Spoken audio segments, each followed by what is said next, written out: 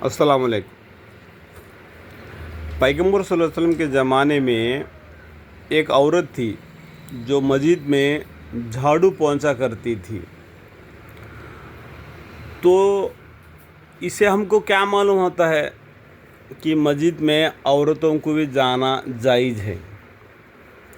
औरत भी मर्द के पीछे खड़ा होके नमाज़ पढ़ सकती है, लेकिन ज़माना बदल गया, इसलिए क्या करते हम औरतों के लिए अलग से मस्जिद बना देते हैं। या तो घरों में बन लो, अपने जो मस्जिद होते हैं ऊपर अंतस्त में या नीचे अंतस्त में, और उनके लिए एक हिस्सा दे देंगे तो वो औरतें वहाँ पे नमाज़ पढ़ सकती है, नीचे मर्द नमाज़ पढ़ सकता है।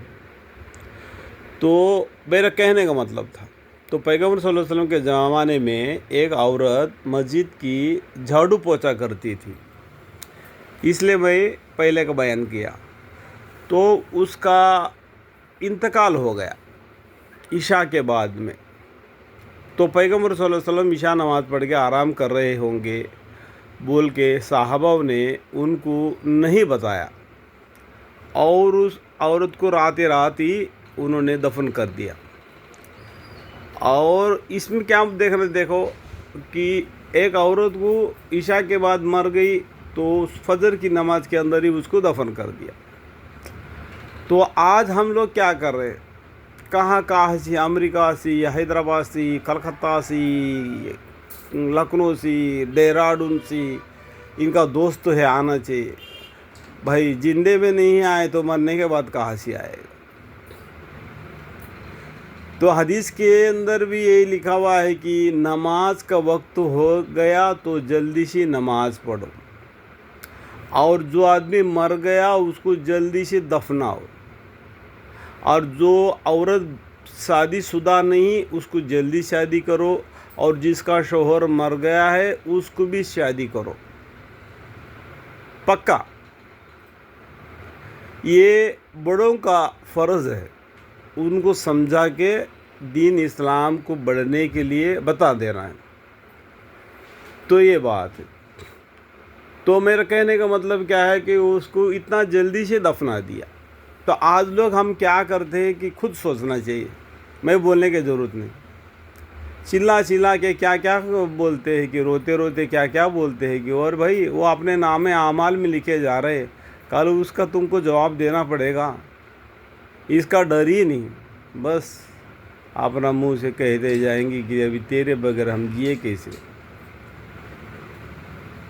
वो आने से पहले नहीं जिएगा, कहने का मतलब। उसके बाद में एक दो दिन के बाद में पैगम्बर सल्लल्लाहु अलैहि वसल्लम ने पूछा कि वो औरत मस्जिद में झाड़ू मार रही थी, वो हमें दिखाई नहीं दे रही, क्या हो गया उसको।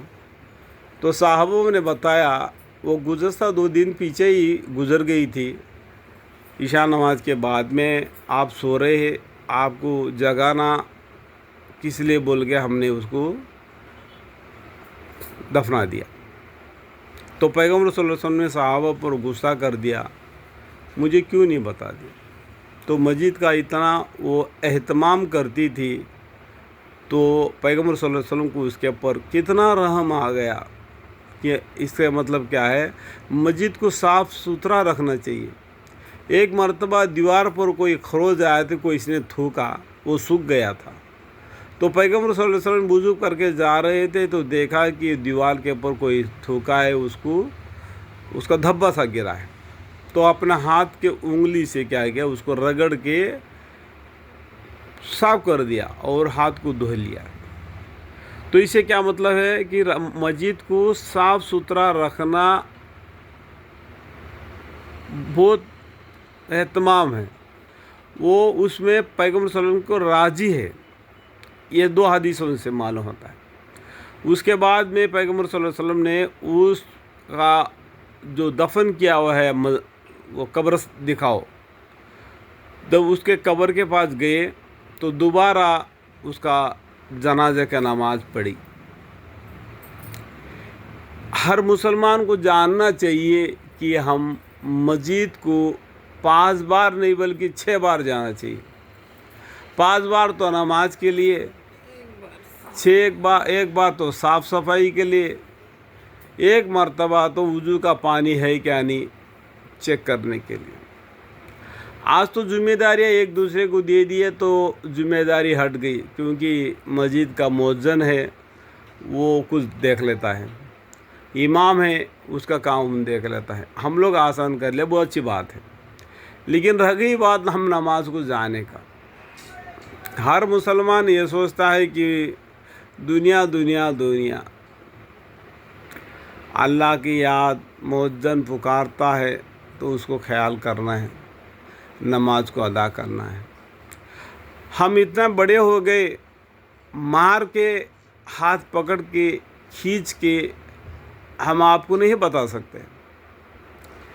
ایک مسئلہ اگر باقی ہے، یعنی ہدایت پانے کے لیے ایک حدیث کافی ہے، پورا حدیث پڑھنے کے بعد عقل آتا ایسا کوئی نہیں، ایک حدیث بھی پڑھ لیا تو اس سے اس کا زندگی بدل گیا تو کافی ہے۔ تو ہر انسان کو مار کر نہیں بتانا چاہیے کہ تو نماز کو جا، تو نماز کو آ۔ کل قیامت میں فَمَن يَعْمَلْ مِثْقَالَ ذَرَّةٍ خَيْرًا يَرَهُ وَمَن يَعْمَلْ مِثْقَالَ ذَرَّةٍ شَرًّا يَرَهُ۔ کوئی بات نہیں، آپ اپنے دیکھ لے گا۔ جیسا کہ قُلْ يَا أَيُّهَا الْكَافِرُونَ سورہ ہے، اور بھی قرآن میں بتا دیا ہے، جو آدمی دین سے الگ ہو اس کا تم کو فکر کرنے کا ضرورت نہیں، اگر تم قائم رہو دین کے اوپر۔ دوسرے کو بلاؤ، اگر ہمت ہے تو دو طریقے سے، زبان سے، ہاتھ سے، نہیں تو کسی ایک سے، نہیں تو دل میں برا سمجھو، بس ایمان کا کم درجہ ہے۔ آج مسلمانوں کا درجہ کون سا ہے، ہم اپنے گریبان میں منہ ڈال کے دیکھنے سے معلوم ہو جائے گا ہم اپنا کس حد تک آگے بڑھے ہیں۔ اللہ ہمیں معاف فرمائے، آمین۔